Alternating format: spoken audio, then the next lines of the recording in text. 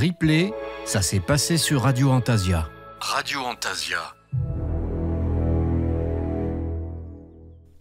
Coucou les amis, j'espère que vous allez bien.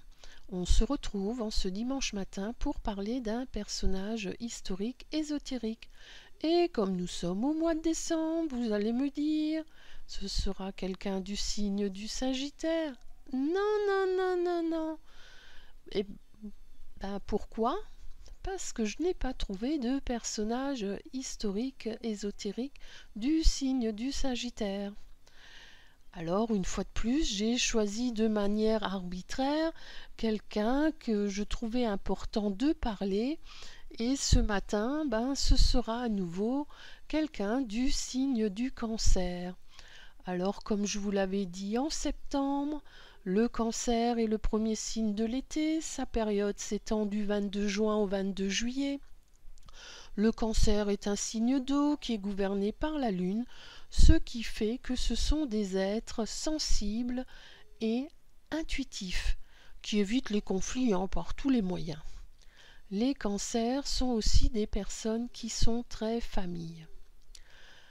Alors, ce monsieur Cancer, il est né le 27 juin 1956 à Royal Oak, dans le Michigan. Pendant que ses camarades jouaient au ballon, lui contemplait le ciel nocturne et essayait de comprendre ses mystères.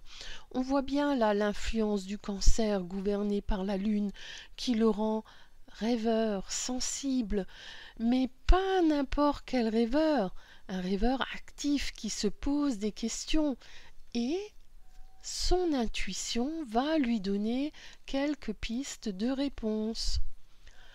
Pendant ses années lycée, il découvre la pratique de la magie élémentale, qu'il exerce et expérimente pendant une vingtaine d'années.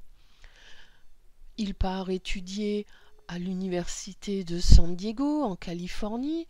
En parallèle à ses études, il continue ses recherches et expériences et il va retranscrire ce qu'il a appris pendant sa formation magique. En 1978, il commence à publier différents livres, ce qui fera de lui un écrivain et un essayiste. On voit bien le côté sensible, intuitif du Cancer dans sa façon de procéder et je trouve même jusque dans ses écrits. Je ne sais pas si vous avez lu certains de ses écrits, mais et que vous avez eu le même ressenti que moi, vous pourrez m'en parler si vous voulez sur le chat. Avec tout ce que je viens de vous dire, je pense que vous avez reconnu le personnage de ce matin, qui n'est autre que Scott Cunningham. Alors pour lui, il est important de diffuser la Wicca et de rendre ces pratiques bien plus accessibles aux personnes qui ne font pas partie de Coven, soit par choix ou parce qu'elles n'ont pas trouvé de Coven. Ces personnes sans Coven, on les nomme solitaires ou éclectiques. Et on voit bien cette sensibilité qu'il a en lui envers même les personnes qu'il ne connaît pas en fin de compte. Il va publier de nombreux livres sur la pratique de la Wicca, des plantes, de la cuisine et j'en passe. D'ailleurs, ce matin, petit aparté, je n'ai pas trouvé beaucoup de choses du domaine personnel, donc je vais aborder ce personnage à travers ses écrits.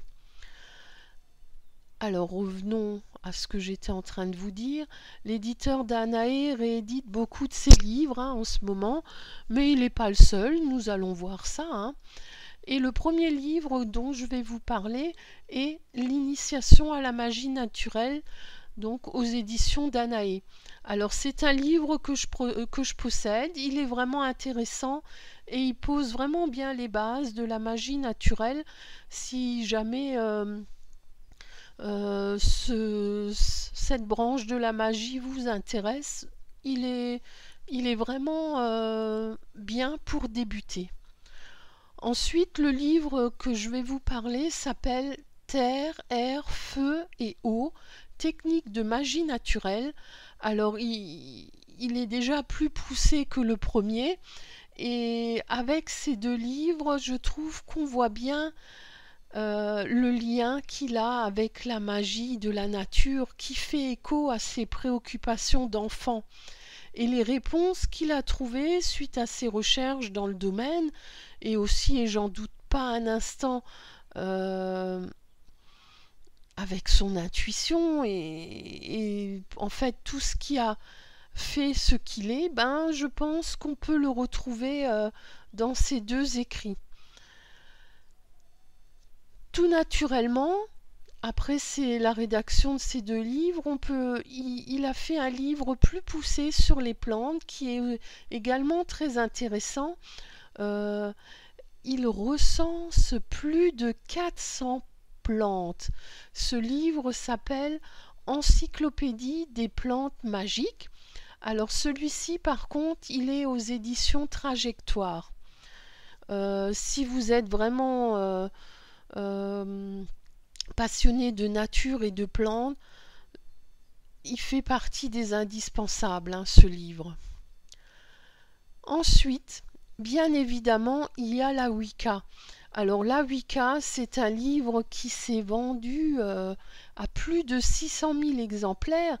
Il est devenu très vite, en fin de compte, un best-seller, alors qu'il est paru il y a longtemps maintenant, hein, au siècle dernier, en 1988. Aujourd'hui, on peut encore le retrouver, hein, aux éditions J'ai lu. Personnellement, je n'ai pas ce livre, alors je ne pourrais pas vous détailler l'intérieur, mais apparemment c'est quelque chose qui... c'est un livre qui a vraiment eu un véritable engouement. Et il rencontra une vive critique, hein, aussi bien des soutiens, comme je vous disais, hein, de milliers de personnes, hein, attirées par la Wicca, mais aussi une critique de la part de personnes initiées, et il leur répondra avec un autre livre qui s'appelle Vivre la Wicca, guide avancé de pratique individuelle. Ensuite, on va continuer dans le domaine de la Wicca, hein, et on va aller voir du côté de la cuisine, et je trouve qu'il a une manière intéressante de lier les deux. Et on le voit à travers son livre qui s'appelle La cuisine Wiccan, que vous retrouverez également aux éditions d'Anaé. C'est pas mal de faire un lien avec ce qu'on mange et notre pratique magique, on va dire, hein. Grâce à ces livres, on peut dire que la Wicca éclectique, hein, s'est diffusée partout sur notre planète, et c'est quelque chose qui, je pense, a dû lui tenir à cœur, que la rende assez accessible au plus grand nombre. À titre posthume, en se basant sur les notes de Scott Cunningham, le livre des ombres a vu le jour aux éditions Lotus et l'éléphant. On voit, en fin de compte, c'est intéressant, on voit les recherches comme il les a fait, parce qu'on voit à un certain moment dans ce livre des photocopies de passages, de notes qu'il a fait. Personnellement, je l'ai et je trouve intéressant cette construction de livre. Néanmoins, c'est quand même un livre complet, hein. Il n'est pas fait uniquement de petites photocopies de notes, hein. Il est assez gros comme livre et on y découvre pas mal de choses intéressantes. Scott Cunningham était un ami de Raymond Buckland. Il a reçu son initiation en 3e degré dans le Coven Serpent Family Stone. On se rend bien compte que Scott avait en lui la magie éclectique de par son chemin initial, son cheminement à lui, hein, depuis son enfance, mais aussi on voit sa quête de recherche en solitaire, ce qu'il a fait justement avec son parcours, mais aussi il a fréquenté un coven. Ça fait que avec lui, en une seule personne, on a quelqu'un qui pratique de manière éclectique et au sein d'un coven, ce qui le rend vraiment complet. Et je trouve que c'est intéressant justement le fait qu'il a ces deux casquettes, le fait d'avoir connu la magie en solitaire et la magie en coven fait de lui la personne la mieux placée pour rendre la magie accessible au plus grand nombre. Très jeune, en 1983, alors qu'il n'a que 27 ans, il est rattrapé par la maladie. Il apprend qu'il a un lymphome, autrement dit un cancer de la lymphe. Il va combattre cette maladie et réussira à la vaincre. En 1990, à 34 ans, il contracte une méningite et par la même occasion, on découvre qu'il est atteint du sida. Il va souffrir de plusieurs infections et il décédera 3 ans plus tard à l'âge de 37 ans à San Diego en Californie. Alors je ne sais pas s'il a été incinéré ou s'il a été enterré, ni où, mais peut-être que Vera a des informations sur le sujet. Aujourd'hui, Scott est toujours une référence incontestée dans le monde de la Wicca éclectique, et je pense que c'est